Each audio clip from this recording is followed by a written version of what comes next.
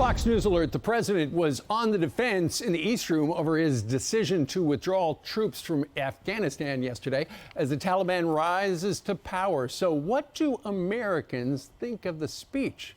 You saw it live here on Fox. Now let's go live to talk to the partner and president at Maslansky Partners, Lee Carter. Lee, good morning to you.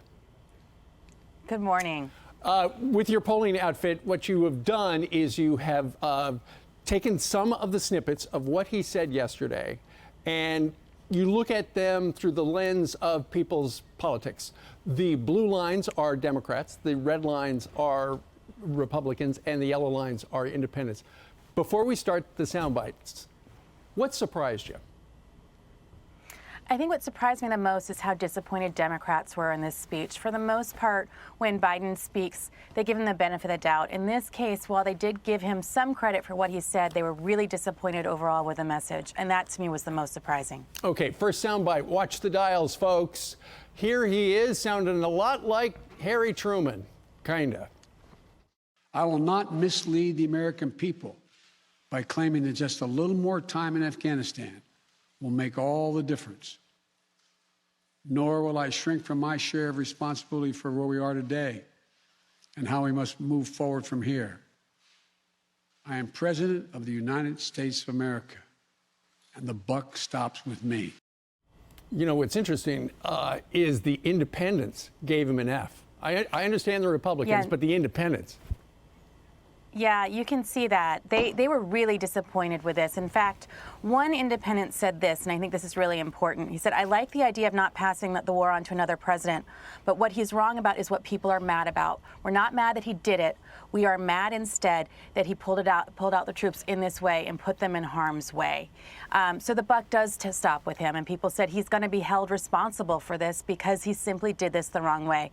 Democrats gave him a B on this. Independents and Republicans both gave him an F. All right. Here he is next, explaining the war in Afghanistan.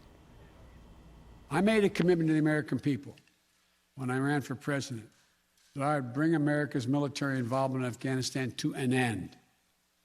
While it's been hard and messy, and yes, far from perfect, I've honored that commitment.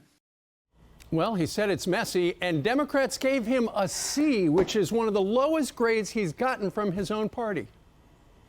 That's right. You can see Democrats gave him a C, independents a D, and Republicans an F. Well, many people like the fact that he was honoring his commitment. Many people said he honored his commitment, but he failed in honoring to do it in the right way. It wasn't, again, that he did it. It was how he did it. How could he not have been prepared?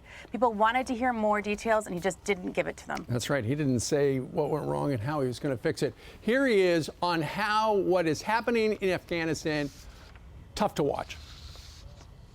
The scenes we're seeing in Afghanistan, they're gut-wrenching, particularly for our veterans, our diplomats, humanitarian workers, for those who have lost loved ones in Afghanistan, and for Americans who have fought and served in the country, serve our country in Afghanistan. This is deeply, deeply personal. It is for me as well. And Republicans felt that's one of the highest grades they've ever given him. That's right. You can see there, Democrats gave him a B+, independents, Republicans both gave him a C, because we are all watching this in horror. It is, in fact, painful to watch. We're all just, we can't believe what we're seeing. The images are heartbreaking, and we wanted to hear that from him, and people wanted to hear more of it. Some people criticized him and said it felt like he was reading this. He didn't really emote as much as we'd like to. This is terrible. What we're watching is an atrocity, an abomination. People wanted to hear him say this was painful to watch, so they agreed with that. Absolutely. Meanwhile, we've seen the chaos at the airport and elsewhere. Here he is talking about getting Americans and allies out of Afghanistan, which is descending into hell. We've made it clear to the Taliban, if they attack our personnel or disrupt our operation, the U.S. presence will be swift and the response will be swift and forceful. Our current military mission will be short in time, limited in scope, and focused in its objectives. Get our people and our allies as safely as quickly as possible.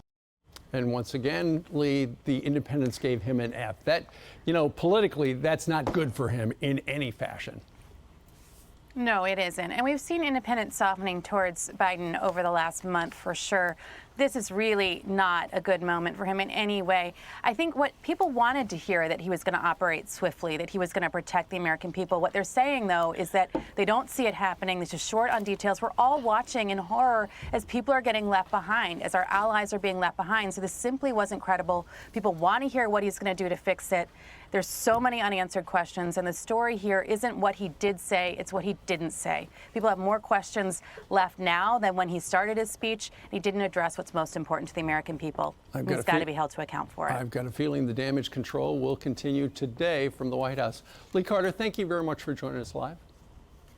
Of course, good to see you this morning. Thank you. Hi, everyone. I'm Brian Kilmeade. I want you to do me a favor. I want you to click to subscribe to the Fox News YouTube page. This is the only way that I know for sure that you're not going to miss any great commentary, any great news bites, any great interviews coming your way on Fox. You can get it all here on YouTube. So subscribe right now.